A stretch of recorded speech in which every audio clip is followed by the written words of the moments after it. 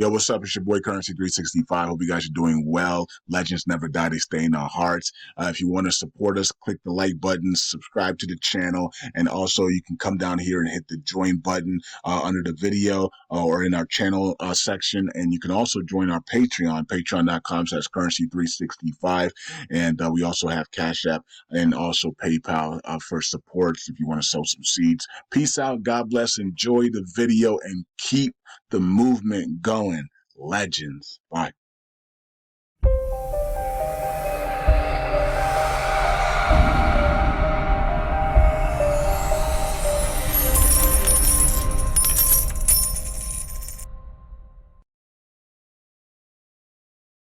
You know, we had quite a weekend with the attempted presidential shooting that happened on Saturday. There's a bunch of other stuff that Tony's come across and says we need to have a conversation with everybody. So that's what we're doing. So I'm going to step out of the way. I know that Tony's got some really cool stuff to talk to you about. Tony, my friend, it's all yours. Hey, thank you, Bob. Just so you guys know, this is going to be a little bit scattered because on the road, I have a laptop, a big screen TV, and my notepad here. So I'm going to try to go back and forth. And the reason I have all this stuff open is because that I'm going to respond to your guys' emails. And I appreciate you guys sending me emails, all that stuff. I know from what happened the last couple of days that people are concerned, what are you thinking, and all that stuff politically. And, would this have any effect on the dinar on one way or the other? If Trump wins, if Biden wins, if there's an assassination on either side. What if Biden, the guy's old. He could kick the bucket any time. So we'll delve into a little bit about that. But here's the thing, all right? So I'm still concerned. The last audio I did with you guys, I talked about Hamas moving into Iraq. All right, you guys, that's still in play. That is a big issue, all right? We're not going to support Iraq in any way, shape, or form if Hamas shows up. That's a game changer. So I got an email from a gentleman. I won't use his last name. His first name's Todd. Sent me a couple great emails. So I put in the link to the article that he sent me, and you guys can see it below. And talking about how the United States is, warns against Hamas move from Qatar to Iraq. All right, and then he asked me, what, the moral perspective, because they're completely anti-West. They just slaughtered 1,200 Israelis last October, and it's a proxy movement for Iran. There's going to be, they're there. It's a suicide mission to the very end. There's no compromise. There's nothing. And so, what is the moral? Is there a moral dilemma in having Iraqi dinar because of that? Well, I'd say no, because and here's the main reason, you guys, and we'll get into some more stuff also. You can't. The Iraqi people, obviously, there's a lot of religious attachment to it, but they have nothing to do with Hamas at all. All right, that's number one. Number two, if Iraq does start, where it's a hub for terrorism, not the civil war that they're in against the Sunni and the Shia, but it starts going outside of that, then yeah, it'd probably be, let's say if we knew that the Iraqi dinar was going to revalue within a certain time, and we knew the exact answer, would there be a moral issue? With me, there would. There just simply would. I wouldn't know what to do. I really wouldn't. So, going back to when I first started this, all right? So someone sent me an article that came out like in 2011 against me. It was attacking me personally. And I'm ad-libbing a little bit, but it talked a little bit. It's like, well, Breitling's one of these guys that he knew some senators, and he knew somebody at the UN. And no, you guys, I knew a lady So I give talks about geopolitics, and I met a lady in San Diego. She worked for the IMF. She didn't know, she didn't have any decision making authority or anything like that. And we exchanged emails, and I would ask her about, the policy on the IMF. Like, what do they do? How does this work? Can they help a country add value to the current? All that stuff. That's where I got that from. It wasn't because I was best friends with anybody or anything like that. So what it is someone twisting a relationship that I developed with somebody, and it's like, oh, this guy, he says he knows everything. All right. I did work with the Republicans. I worked with several senators on the group that I was with. Wasn't a personal relationship or anything like that. The group that I was with did research for the Republicans. That's where I cut my teeth on all this stuff. It was just simple research. We never told anybody about our opinions. Nobody gave a shit about our opinions. That's not what we were there for. We were there to go out and find information so people can make policy decisions. And it was a huge opportunity for me. All right, so that's where those relationships came from. Later on down, it developed into me privately teaching geopolitics, the introduction to geopolitics. And then later on down the road from that, comparative geopolitics.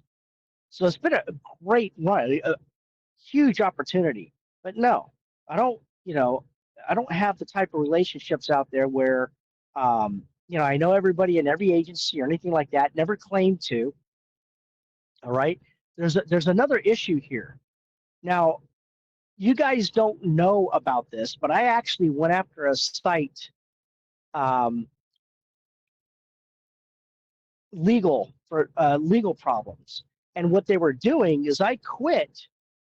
I stopped posting on these some of them were membership sites. I had nothing to do with the memberships or anything like that. I was just part of that group, and then it turned out to be a member. I'm not going to throw any names or anything like that, but they were hosted on servers. All right. Well, I'm sitting there one day. Next thing you know, it's popping up on my email. It's like, hey, when did you say this? You didn't tell me this. And somebody was using my name, even though it was Breitling's not a real name, but somebody was pretending to be me. It's going to revalue $3.23. So, that's the fiasco that this whole Dinar thing that I completely, I don't regret meeting you people at the meetings. I don't regret teaching geopolitics. I don't regret saying that I believe the Iraqi dinar is going to add value, but it's been a disaster for the dishonest. I can't believe the crowd that is out there and the stuff that they try to do. Try to use your name or twist things or even attack you. But anyways, no big deal. This, never hurt me or anything like that. Time will always tell. Like I said, if people could throw all the stuff out there, but I'm the guy out there that was meeting people directly, shaking your hand, even if you disagree with me on politics or whatever like that. My objective was to make sure that people knew that this was an opportunity. And I always told you guys until the day that it's not. And with the Hamas thing right now, you guys, it's not off the table. It's, I don't see a threat yet, but I'm telling you that could be a big deal. All right, that could be a big deal. So the person who sent me the email is asking me about all the stuff that said, it's all. Somebody tried to damage me as much as possible, and they lost. Still here. All right. In fact, since then, I started talking a little bit more about geopolitics and how stuff works. And, that's when people, you couldn't get a seat in some of the events that we put together. It's incredible. It's one of the best opportunities, one of the best times I've ever had in my life, thanks to you guys. God bless you. So there's another issue, and we'll get into some more stuff here. All right. So it's kind of funny. The people that are against me and my politics, and you guys know I've always been, even before I was into all this stuff, I was always an anti-conspiracy guy. Like the day I got out of high school, when back in the day when the internet first came out, GeoCities, I had a site, I had an anti-conspiracy site. I'd been working on that stuff for years, and it was just a way for me to personally sift through all the information that was coming out back in those days. Remember, this is before the internet. When I actually started researching this stuff, how do I know this is true? How did this, and it just built up into a hobby actually. But I found that most of this stuff, almost none of it can be proven in a court of law, and there's some serious psychological issues and strategies that these people who throw this stuff out there on the type of person they're aiming this at, the type of people they aim this at. These people don't need facts. The way their brains work, they can't help it. It's not. Some of them are smart, some of them are stupid, some of them are right in the middle. But the way their brains connect things, and so these guys throw this out there. It's like casting a net. They find those people that think like that. And when I mean think like that, I don't mean about what it is that they're saying. On what I mean is how they go from one aspect of the conspiracy to the next. The link, all these weird links that don't exist. So there's books written about this at length, talking about how between 5 to 10% even of every population of every country, where people, the way that their minds work, so the reason I'm saying that is because I'm not interested in arguing with people. That's why. Because you're most of the time you're dealing with those type of people. It doesn't matter. So you guys probably remember, I put out an audio a couple months ago, and this guy was all these accusations. So what I did is I set him up. I read every flipping word of his email and answered every question, every single question. And so I get another email from the guy. All right. And so what does he do? He doesn't respond to anything that I said. He just goes into a completely different dialogue. And then at the end of his second dialogue, he says, "You never answer any of my questions." That's a number one tell. The guy, so just so you guys know, he's not being creative. He's not sneaky. He's not dishonest. That's the way his mind works. He completely, it's that's why I said there's no reason at all. He's not doing it on purpose. I've been dealing with that for 20 years. They will not talk about what it is. So if you answer the question, they just skip right on down the road. They won't even acknowledge what you just said. So that's why I don't get into it, because most of the people who believe in that harebrained cat, the garbage, that's where they're at in life, and there's no way. There's no way. So what you do is you just talk to people that have good reasoning skills, and they can look at things and figure it out. So when I would do geopolitics, talking to certain crowds, those people were already filtered out. They were filtered out by the companies and stuff that we work with. And so they were all top notch. You know what I mean? The Dinar crowd, it's not filtered out. God bless all of you, but it's, it's a wild bunch. But I'll give you guys this though. Most of the people probably, and Bob can attest to this, probably 90%, 95% of the people are just absolutely spot on, good, honest people. No ill intent, nothing bad, nothing. They're in this because there might be something here financially that can better their life and better their families. No agendas or anything like that. But there's 5% of you in there that sending me hate mail for years. So I'm bringing this up.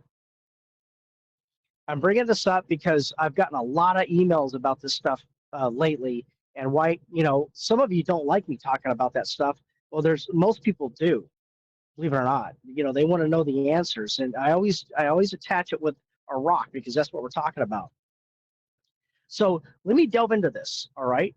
First of all, let's talk about the numbers of Trump and Biden, and what type of effect it would have on Iraq. All right. So we all seen what happened the last couple of days. Some punk kid tried to take out Donald Trump. And for all the mega conspiracy theorists out there, all right, Bob and I were just having so I have one of my buddies, ex-CIA, and he was only in the CIA for a couple of years. And so we were exchanging text about what was going on, and I took a picture of a report from NBC or something like that, talking about how one of his classmates in high school said that, yeah, no, this guy tried to sign up for the high school rifle team when he was a freshman. And he was such a lousy shot, he didn't make it, and he never even tried to join for the next 3 years of high school. So, basically, we were laughing because it's like, here's this kid, a little goofy. You could tell there's something off with him. He steals his dad's gun. The gun doesn't have a scope, so he's using irons, and he's a lousy shot to boot. And he took a piece of Trump's ear off. Trump's the luckiest guy on the planet. But anybody who thinks that the deep state or that Trump's camp was trying to, there's people on the far left going, well, Trump did this on purpose and he's just trying to create a sympathy vote. They picked the wrong guy to do that. I mean, you couldn't pick a worse person. So that's the end of that conspiracy. But I'm going to be honest with you. I tell you what does scare me, though. It does scare me that there was an open roof and they designated as a dangerous spot, or a flagged spot for a potential, and nobody was there. It doesn't matter if the local police or the Secret Service, nobody was there. It does disturb me. I watched the video, and you guys can all watch the video too, that people are pointing out that there's a gunman that scaled the wall and got on the roof, and the police were just kind of like, I wonder what's going on over there. Why they're yelling, hey, there's a guy with a gun on the goddamn roof over here. 130 yards, supposedly, like between 3 to 130 yards away from where the speech was given. It does disturb me that a police officer climbed up, scaled the same wall, and confronted the guy. The guy pointed his gun at the police officer, and he split. Now, we don't know. There's no more information. To say that he just took off and didn't report it or anything like that. Don't be an idiot. Don't be an ass. But somebody confronted the guy, and it didn't stop him. So I don't know if the police officer was caught flat-footed, and guys, how do you know how you're going to react when someone points a rifle at your head? You know what I mean?